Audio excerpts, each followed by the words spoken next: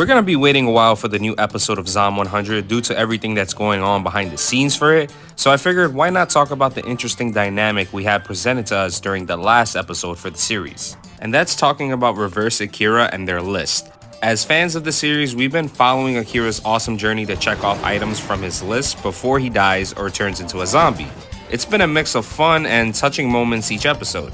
Until now, we've only been focusing on Akira's story without any real other danger from the zombie apocalypse world.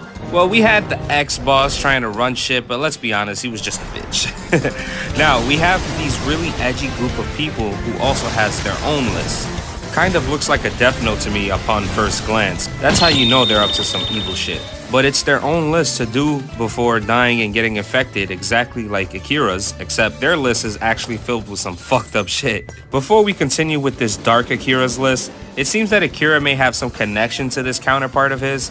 Akira has this sense of familiarity with this person, though he struggles to recall the exact details. I'm willing to guess that they crossed paths at their previous workplace, or at least Akira's workplace, although they may have not been close because, as we know, Akira was always on this heavy workload, always drained the hell out. But I believe Akira is going to have a memory of encountering this individual during his time at his old job.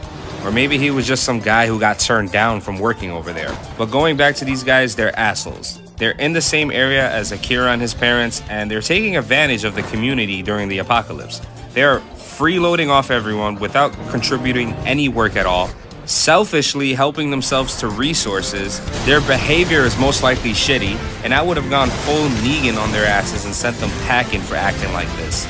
We also learn about their shared origin and how they gathered to create their own list. Kanta, a NEET who lives a life with no job or goals and not living so well, finds himself in a strange scenario when the infection outbreak begins.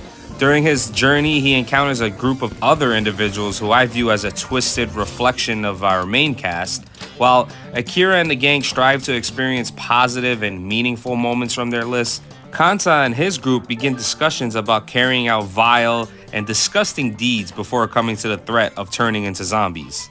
Right from their first appearance on screen, it was clear to me that these guys are fucking losers. The actions they want to carry out are morally wrong, honestly making them the perfect antagonists to despise for their despicable behavior. And you may be wondering why they would do something like this, and it's really simple. Their desire to commit these acts come from a place of resentment and anger after facing rejection from the world before it went to shit, and how they think society treated and rejected them. You see this big fat one here in the group? Part of the list is him forcing his tongue down some girl's throat. What kind of list is that? And I won't say it here, but you can imagine that if something like this is on the list, there's more vile things on the list that goes further than that. But that alone immediately makes them trash. Anyways, the world does fall into chaos, and this compassionate village, Akira's hometown, offers refuge to Kanta and his group. Instead of being grateful and happy people would take him and his group in, he becomes this dickhead ready to put everyone's lives at risk by following his sick list and releasing a horde of trapped zombies into the community, completely betraying these people's kindness towards him. All I can keep thinking is how foolish and idiotic this group is, jeopardizing the only safe shelter they encountered because of a misguided belief they have that society had treated them poorly. Even if it somehow did, this is their chance to redo all that. This is practically a new world with how they're living.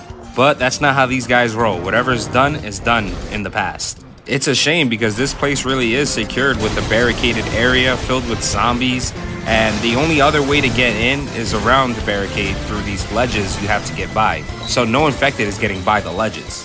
What's even more sad to think of is this scenario isn't entirely crazy. I can see people like him in our world, selfish individuals who would reveal their true colors like this for the most senseless of reasons.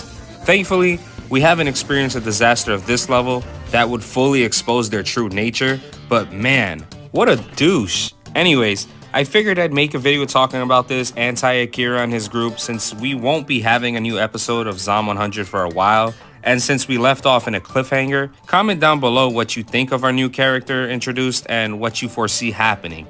I'd really love to hear what you guys have to say. Thanks for watching as always, I appreciate it. Like and sub if you're new, and I'll see you on the next one.